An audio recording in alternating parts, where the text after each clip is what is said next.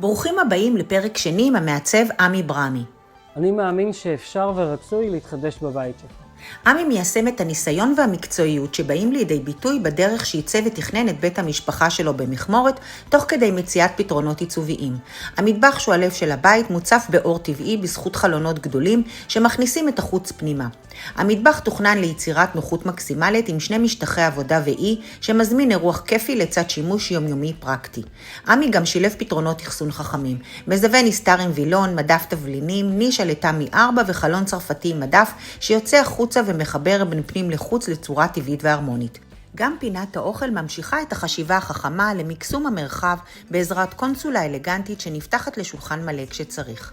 עיצוב הסלון מדייק בין פונקציונליות לאסתטיקה, קיר הטלוויזיה ממוקם באזור מעבר, ובאמצעות גומחה מתוכננת מתקבל פתרון נקי ומסודר. בקלות, ביעילות ובתקציב נגיש. גם המסדרון הופך לחלק מהשפה העיצובית, נפתח, מתרחב ומעניק תחושה של עומק וזרימה, והאומנות מוצאת מקום בציורים היפהפיים של ביתו המוכשרת נועה, שמוסיפה בשפת הפוינטליזם אופי ויופי לחלל הבית.